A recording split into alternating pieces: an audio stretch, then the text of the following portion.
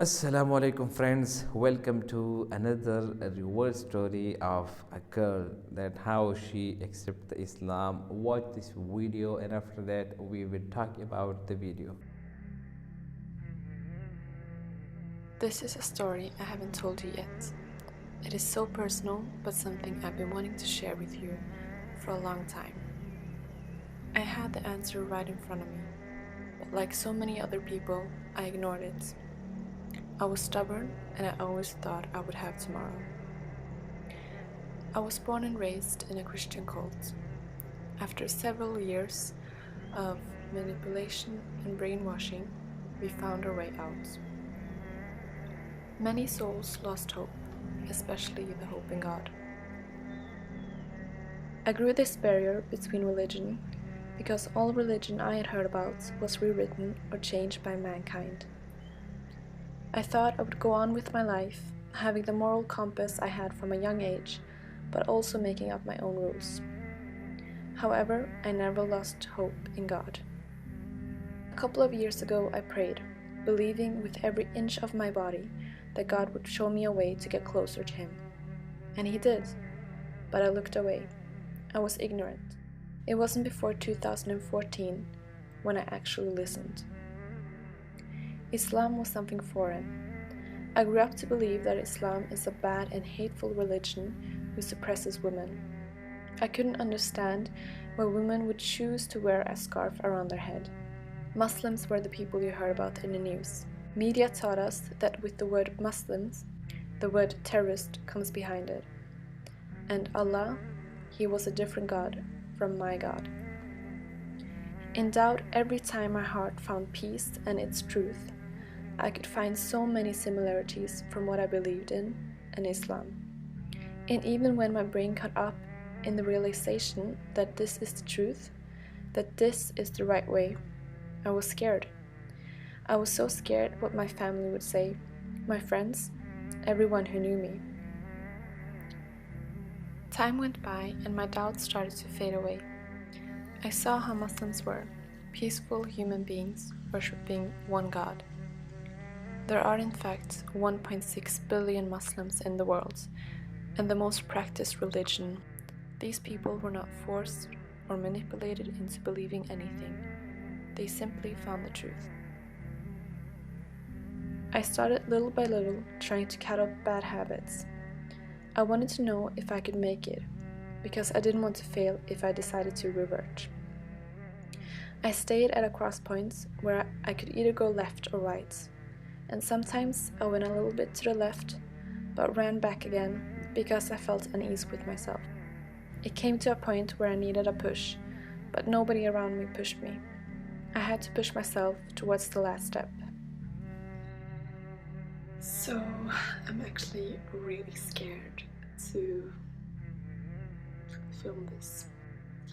On September 16th, 2 years ago, I said my Shahada in a local cultural center. At that moment, I felt as if a burden that I have been carrying around for years was just lifted. That day, that night, I cried so much. I actually cried for 2 days. But a friend of mine told me that it's okay. I was reborn, I was a child, and children cry a lot, and I had to take baby steps. That week, I tried to pray. I had tried many times before, but it just never worked. But after I said my Shahada, it all just came really easy. And that just goes to show that, if you take one step towards Allah, He will run towards you. I feel so lucky that Allah has chosen me to be guided to Islam. I understand why things happened and why I went through hardship to get where I am right now. The point is not to be perfect.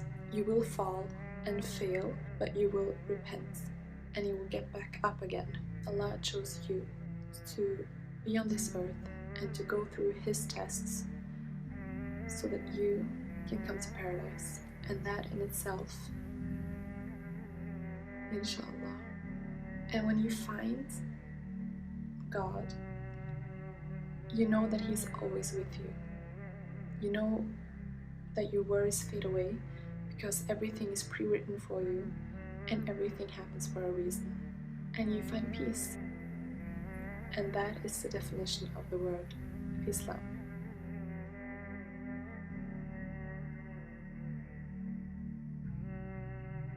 Welcome back, friends. I hope you enjoy the video till the last minute.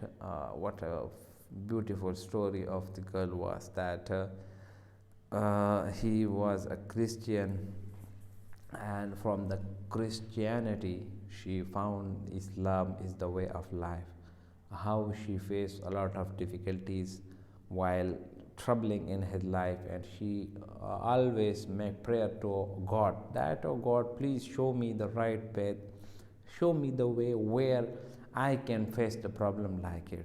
And yes, this is the plus point of a real Muslim, that whenever, whatever, which place is, it doesn't care about the place, the time, the thing, but what he have to believe on Almighty Allah.